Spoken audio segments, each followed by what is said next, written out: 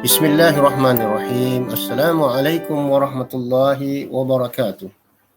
Alhamdulillah wa bihi nasta'inu ala umurid dunya wa din. Wassalatu wassalamu ala rasulillah wa ala alihi wa ashabihi wa man tabi'ahu bi ihsanin ila yaumiddin. Amma ba'd.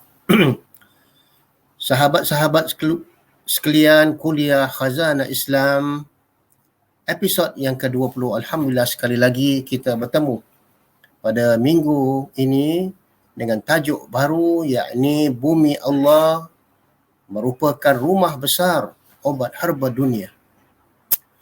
Alhamdulillah, sebagai umat Muhammad sallallahu alaihi wasallam, mengapakah kita perlu mengikut gaya hidup sihat Nabi sallallahu alaihi wasallam? Kerana ini telah disebut oleh Allah Subhanahu wa taala di dalam surah Al-Ahzab ayat 21. A'udzubillahi minasyaitonirrajim. Laqad kana lakum fi Rasulillahi uswatun hasanah liman kana yarjullaha wal yawmal akhir wa dzakarallaha katsira. Yang bermaksud sesungguhnya telah ada pada diri Rasulullah sallallahu alaihi wasallam suri teladan yang baik bagi kamu, yakni bagi orang-orang yang mengharapkan rahmat Allah dan kedatangan hari akhirat, dan dia banyak menyebut Allah Subhanahu wa taala dalam kehidupannya. Surah Al-Ahzab ayat 21. Sahabat-sahabat Khazanah Islam yang dirahmati Allah, panduan Nabi sallallahu alaihi wasallam untuk mengobati dirinya sendiri dan begitu juga para sahabat ridwanullahu alaihim telah terbukti dengan dua pengobatan, yakni pengobatan alamiah dan pengobatan ilahiyah.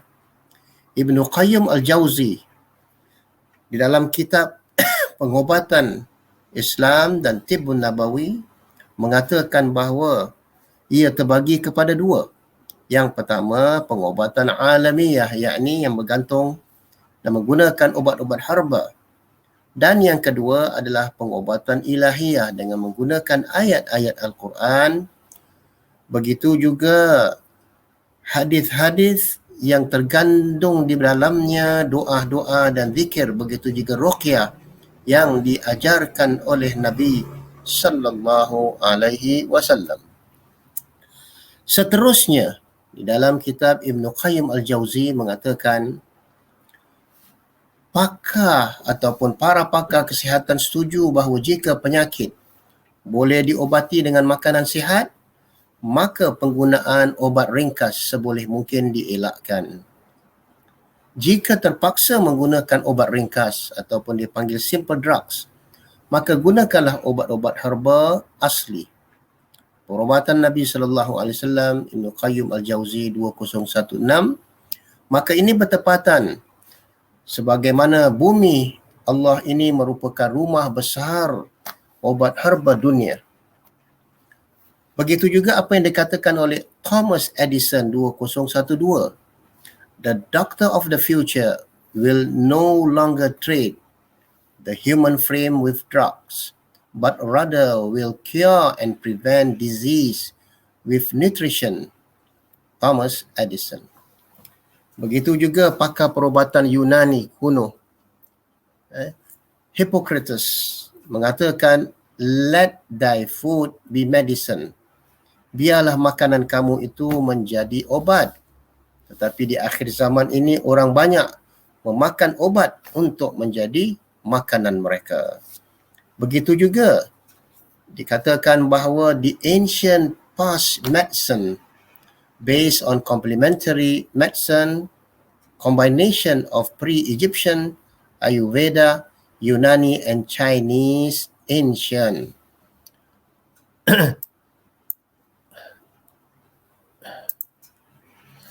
Seterusnya, dikatakan bahawa obat-obat zaman purba yang bergantung kepada obat-obat complementary, gabungan daripada obat-obat Egyptian atau obat-obat Mesir kuno, begitu juga gabungan daripada Ayurveda, obat-obat Yunani dan begitu juga Chinese ancient ataupun obat purba Cina. Dikatakan tadi oleh Thomas Edison para doktor pada masa hadapan tidak lagi merawat diri manusia ataupun pesakit mereka dengan obat drugs ataupun chemical drugs tadi. Tetapi mereka akan cuba untuk menyembuhkan dan merawat pesakit mereka dan begitu juga mereka akan menggunakan pencegahan penyakit melalui nutrition ataupun obat-obat herba asli dengan mengasingkan dan menjauhkan daripada obat-obat chemical medicine ataupun obat-obat drugs. Seterusnya, kalau kita mengkaji pengobatan Nabi SAW, dikatakan the prophetic medicine did not reject medical teaching that were inherited mainly from the Greeks. At the same time, in India, Egypt, China and elsewhere, dikatakan bahawa pengajaran perubatan yang telah diwarisi khususnya daripada Greek, Yunani pada masa yang sama digabungkan dengan perubatan India Ayurveda dan Mesir Purba, China yang dikatakan traditional Chinese medicine dan sebagainya.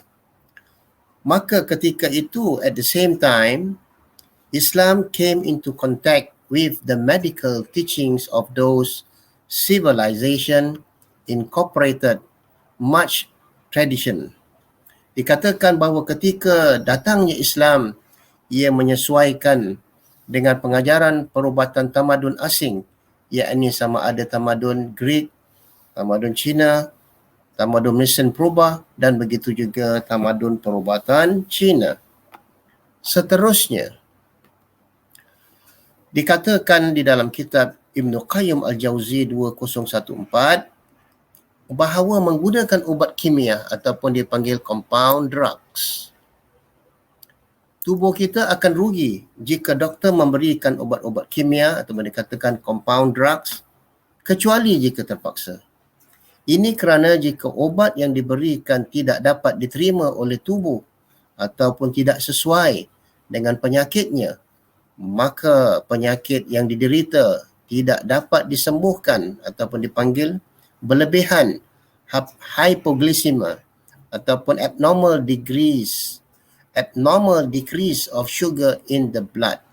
Apabila obat itu diberi berlebihan, maka akan berlakunya sesuatu yang tidak seimbang, tidak normal, yakni penurunan kadar gula di dalam darah. Ibn Qayyim Al-Jauzi. Dan dikatakan oleh Ibn Qayyim Al-Jauzi bahawa prinsip disepakati oleh para doktor. Pertama, jika pencegahan dengan obat alternatif ataupun nutraceutical, yakni herba tradisional sesuai, tidak perlu menggunakan ubat-ubatan kimia ataupun dipanggil compound drugs. Ibn Qayyim Al-Jauzi. Namun, jika setelah menggunakan makanan sihat ataupun functional food ataupun herba ataupun nutraceutical masih tidak berkesan, barulah diikhtiarkan berjumpa dengan doktor pakar dan menggunakan aturan pemakanan obat-obatan yang benar. Seterusnya, ketahuilah bahawa bumi Allah letakkan dan hamparkan untuk keperluan manusia sebagaimana firman Allah Subhanahu wa taala di dalam surah Ar-Rahman, wal arda wada'aha lil anam, dan bumi Allah letakkan akan dia untuk kehidupan manusia, untuk manfaatkan segala macam tumbuh-tumbuhan, termasuklah bumi Allah ini merupakan sebagai dunia herba, berbagai macam obat-obatan sesuai dengan firman Allah Subhanahu wa taala di dalam surah Abasa ayat 27 yang berbunyi, fa'ambatna fiha habba wa 'inaban wa qadba, dan kami menyebabkan habba untuk tumbuh dan anggur dan qadb. Al-hab ini dinamakan biji-bijian yang hijau Begitu juga dikatakan ulama tafsir bahawa al-gabdu adalah green herbal medicine ataupun ubat-ubatan tumbuhan herba yang hijau. Dan begitu juga makanan untuk binatang ternak. Dan al-qadbah kata Hasan al-Basri ialah fodder, maknanya rumput-rumputan yang dimakan oleh binatang-binatang ternak kita. Begitulah Allah Subhanahu wa taala berfirman tadi dalam surah Ar-Rahman, wal arda wada'aha lil anam. Maka direndahkan bumi, direndahkannya pula bumi ke bawah supaya kita berjalan di atasnya untuk mengambil faedah daripada segala macam yang diciptakan oleh Allah Subhanahu wa taala daripada rumput-rumput ataupun herba-herba yang bertaburan di atas muka bumi. Maka bumi itu dicipta agar berkhidmat kepada manusia. Untuk berkhidmat kepada manusia selaku khalifah. Agar manusia mengurus dengan baik. Dengan mengambil faedah daripada segala yang terdapat di atas muka bumi. Termasuklah bahan-bahan mentah. Begitu juga apa sahaja obat-obatan herba dunia yang ditaburkan. Menurut Dr. R.A. Sino, dikatakan bahawa Gunung Ganang merupakan rumah besar obat herba dunia. Di dalam kitabnya Obat Asli Indonesia 1998. Seterusnya, Allah Subhanahu wa taala menjelaskan bagaimana permintaan kaum Bani Israel kepada Nabi Musa sehinggalah Allah mengeluarkan daripada bumi berbagai-bagai macam herba dan sayur-sayuran. Dengan firman Allah, yukhrij lana mimma tumbitul ardu min baqliha wa qithaiha wa fumiha wa adasiha wa basaliha. Agar dia, yakni Allah, mengeluarkan bagi kami, yakni Bani Israel, dari apa yang ditumbuhkan bumi dari herbanya, iaitu sayur-sayurannya, ketimunnya, bawang putihnya, kacang adasnya dan bawang merahnya. Maka di sinilah terbukti bahawa bumi Allah merupakan rumah besar obat herba dunia yang terkandung di dalamnya sama ada sayur-sayuran, biji-bijian, pucuk-pucuk tumbuh-tumbuhan, bawang putih, bawang merah dan seterusnya. Inilah di antara kita lihat obat-obat tradisional Melayu yang telah diwarisi oleh datuk nenek moyang kita ratusan tahun yang lalu. Begitu juga apabila berlakunya satu conference yang begitu besar oleh World Health Organization di New Delhi, mana perhimpunan conference yang ke-34. Hasil daripada conference itu telah disebarkan guidelines for the assessment of herbal medicine in recognition of the worldwide increasing popularity in the use of herbal-based preparation in both allopathic and traditional medicine. Dikatakan setelah persidangan conference ini, mereka mengeluarkan satu garis panduan untuk kegunaan obat-obat herbal yang telah diiktiraf seluasnya antara dunia sebagaimana peningkatan popularnya kegunaan obat-obat berdasarkan kepada herba.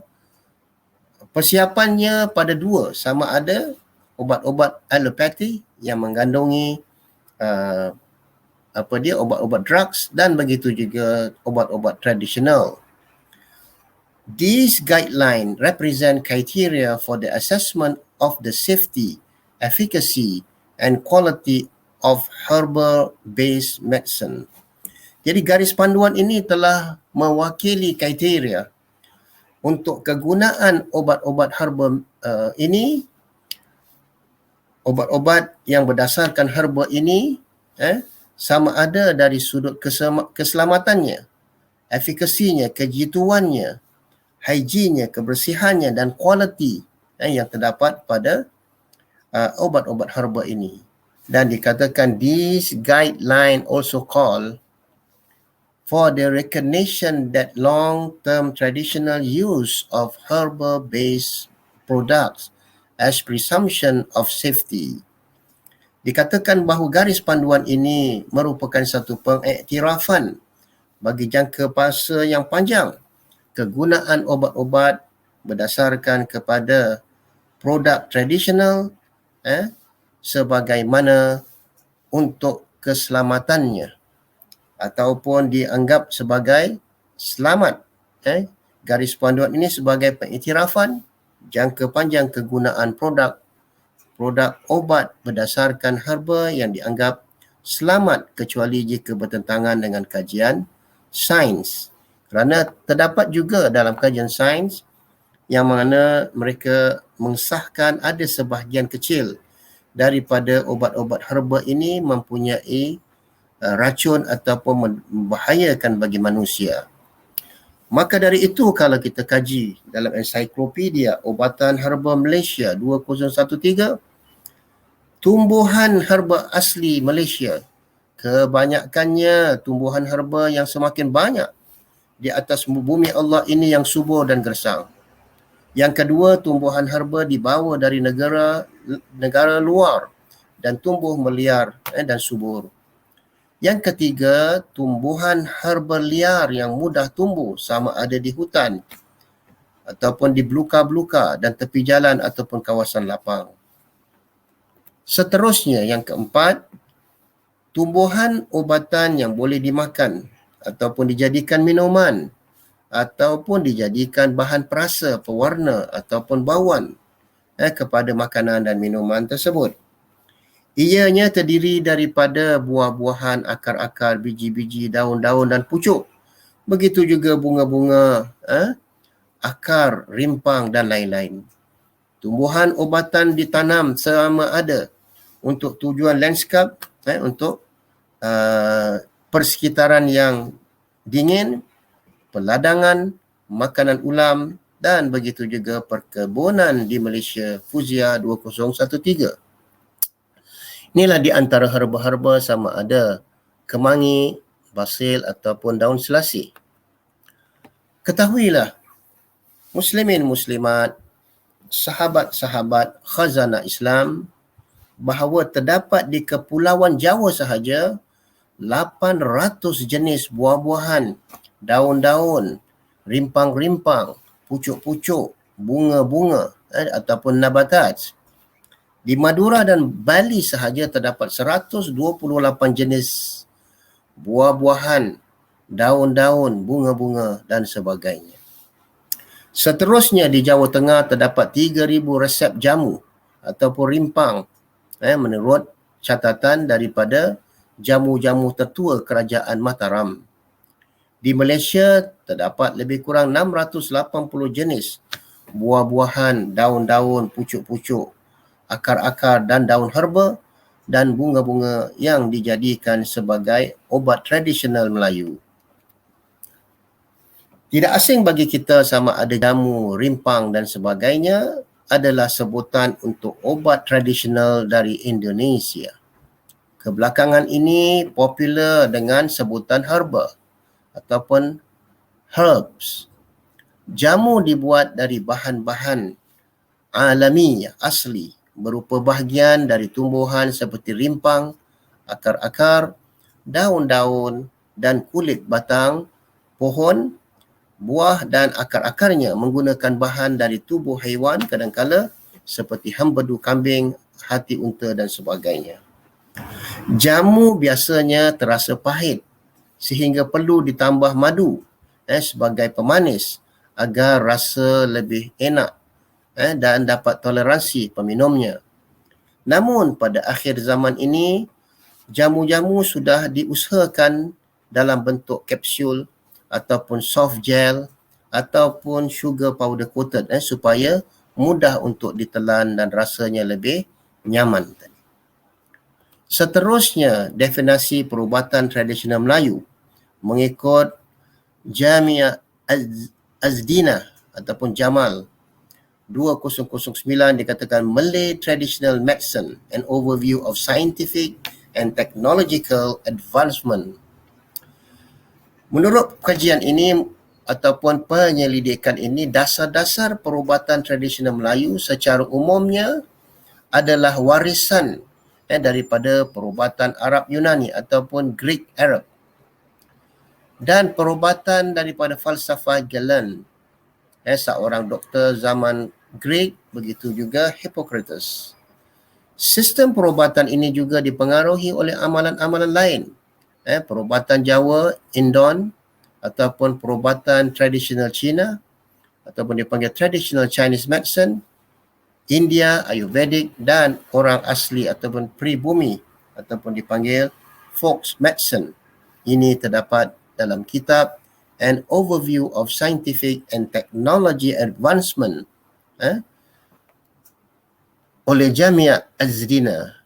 Seterusnya, ketahuilah bahawa ubat-ubat herba yang terpahat dan tertulis, nenek moyang kita memanfaatkan herba-herba, flora, akar-akar kekayaan alam ini dengan cerdas, dikenal istilah jamu untuk ramuan dari tanaman obat, tabib ataupun tok pawang dan pengobat tradisional meracik aneka jenis tanaman akar-akar menjadi penawar bagi berbagai penyakit. Alhamdulillah. Jamu berasal dari bahasa Jawa kuno. Bahasa kita dia panggil rimpang ataupun bumbu. Dengan menggunakan ramuan herba-herba dan rimpang dan penyembuhan gabungan antara obat alamiah dan obat-obat ilahiyah yang digabungkan dengan doa-doa dan ruqyah. Yakni yang diajarkan oleh Nabi SAW yang berbentuk ruqyah ataupun doa-doa. Pemanfaatan ramuan alam untuk tujuan kesihatan sudah ada sejak ratusan tahun. Bukti-bukti sahabat-sahabat khazanah Islam, bukti-bukti pemakanan jamu di masa lalu ratusan tahun boleh dilihat melalui peninggalan sejarah, tulisan-tulisan di dalam kitab-kitab daun lontar ataupun ukiran batu dan kulit-kulit binatang sebagai catatan-catatan lama. Begitu juga pendekatan perawatan tradisional Melayu. Kita mungkin telah mengenal jenis-jenis rawatan yang digunakan dalam obat tradisional Cina dan manfaat obat Ayurveda, tetapi amalan-amalan kesihatan di antara golongan masyarakat Melayu ataupun masyarakat penutur Melayu di serantau Asia Tenggara tidak banyak diketahui di luar masyarakat mereka ataupun di arus perdana.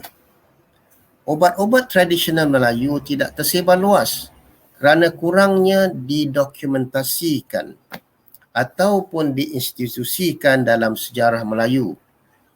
Kalau berbanding dengan traditional Chinese medicine, telah didokumentasikan dengan secara rapi dan diinstitusikan, dijadikan sebagai pengajian sama ada pengajian dari sudut degree ataupun master sehinggalah kepada PhD tadi. Ketahuilah sahabat-sahabat khazanah Islam, pendekatan perawatan tradisional Melayu, mengapa perawatan ataupun pengobatan tradisional Melayu tidak tersebar luas secara internasional? Satu lagi sebab ialah kerana rawatan-rawatan ini jarang dicatat sehinggalah hanya dicatat pada akhir abad yang ke-19. Walaupun wujudnya naskah-naskah diraja seperti serat Centani yang ditulis dalam aksara Jawa Purba selama 300 tahun dahulu dan kitab tib perubatan yang ditulis dalam Jawi, ia tidak diinstitusikan ataupun didokumentasikan secara tersusun. Tetapi petua-petua biasanya diturunkan secara lisan, bukan secara tulisan. Secara lisan dari satu generasi kepada satu generasi, daripada tok gurunya, dan begitu juga tok pawang ataupun dia panggil dukun kepada anak muridnya dan begitu juga generasi mereka. Namun tidak dapat banyak catatan-catatan sebagaimana ketika saya membuat kajian. Begitulah keadaan di pesada Kerajaan Melayu Raya, sama ada daripada Bawean, Jawa, Malaysia, Cambodia, Filipin, Indonesia dan sebagainya, yang mana kita lihat tersebar luas ubat-ubat tradisional Melayu. Dan begitu juga kalau kita lihat ubat-ubat ini adalah sangat bermanfaat untuk pencegahan daripada penyakit kanser, wa'iyyazubillah min zalik. Sebagaimana Zaid dalam artikelnya mengatakan, some natural products nutraceutical including grains, nuts, fruits, vegetable, herb and medicinal plants confer protective effect against wide range of cancer. Dikatakan bahawa produk-produk ubat-ubat herba natural termasuklah biji-bijian, kekacang, buah-buahan, sayur-sayuran, akar-akar herba dan pohon-pohon obat telah diakui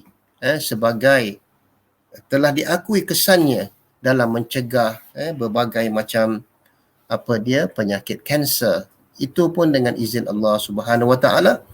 Apabila pakar-pakar perubatan ataupun herbalist, pakar herbal telah mula meneroka apakah di antara formula yang terbaik dalam pencegahan kanser, wa'iyyazubillah min zalik. Ketika dikatakan bahawa diet merupakan peranan yang sangat penting dalam kesihatan tubuh badan kita, dietary chemo prevention receive attention in the Arab Islamic treatment of disease including cancer. Jadi kalau kita lihat ubat-ubat herba ini sebagai pencegahan kemo telah mendapat perhatian di kalangan Arab Islamic treatment ataupun rawatan Arab dalam mencegah berbagai-bagai macam penyakit termasuklah kanser dengan izin Allah Subhanahu Wa Taala. Seterusnya kalau kita belajar dalam sejarah, mengkaji sejarah, perubatan complementary and alternative medicine yang diamalkan dalam Singapura atau dipanggil multiracial Singapore pada tahun 2005 yang dilakukan oleh pelajar-pelajar medicine di National University Singapore, Faculty of Medicine, dikatakan bahawa dalam pengamalan ubat-ubat komplementari ataupun sebagai alternatif, pengamalnya yang paling ramai sekali, hampir 80% adalah di kalangan traditional Chinese medicine. Adapun traditional Malay medicine hanya lebih kurang antara 8 hingga 10%. Begitu juga di kalangan kaum India, hanya mengamalkan lebih kurang 3% ataupun 3,5%. Jadi begitulah keadaan, kita lihat bagaimana berkembang luasnya traditional Chinese medicine kerana mereka telah menginstitusikan dan mendokumentasikan, sehinggalah pernah saya membuat kajian di NTU, berjumpa dengan traditional Chinese medicine, ada sebuah klinik. Mereka telah menjadikan pengajaran tradisional ataupun pengobatan Cina asli dalam peringkat degree ataupun first degree. Kemudian peningkatannya, mereka melanjutkan pelajaran sehingga ke peringkat sarjana di negeri China, dan kemudian kembali untuk menjadi doktor dan mendapat PhD, dan mereka disahkan dan diiktiraf sebagai physician Chinese medicine. Jadi begitulah keadaannya seharusnya. Rawatan-rawatan tradisional Melayu kita ataupun sebagainya, yang mana dikatakan bahawa bumi Allah ini merupakan rumah besar ubat-ubat herba dunia, tapi di mana catatan-catatan dan sudah didokumentasikan ataupun dicatat dengan baik dan sebagainya. Jadi mudah-mudahan insya-Allah semoga kita kembali kepada apa yang dikatakan oleh Thomas Edison dalam komennya terhadap obat-obat asli, Apa yang dikatakan oleh Thomas Edison? Bahawa, kata Thomas Edison, kembalilah kita, dikatakan bahawa the doctor of the future will no longer treat the human frame with drugs, but rather will cure and prevent disease with nutrition. Dikatakan bahawa para doktor pada masa hadapan tidak lagi merawat pesakitnya ataupun diri manusia dengan ubat-ubat drugs ataupun chemical medicine, bahkan mereka akan merawatnya dan mencegah penyakit dengan menggunakan nutrition ataupun menggunakan nutraceutical, ubat-ubat asli dengan cermat dan aturan yang betul. Selamat menggunakan dan memanfaat apa-apa sahaja yang Allah taburkan di atas muka bumi. Wallahu a'lam bisawab, sehingga kita bertemu pada tahun hadapan pada episod yang ke-21. Sekali lagi, sahabat-sahabat Khazanah Islam, Assalamualaikum warahmatullahi wabarakatuh. Wal asri innal insana lafi khusr illa alladhina amanu wa amilus salihat wa tawasaw bil haqq wa tawasaw bis sabr. Wassalamu alaikum warahmatullahi wabarakatuh.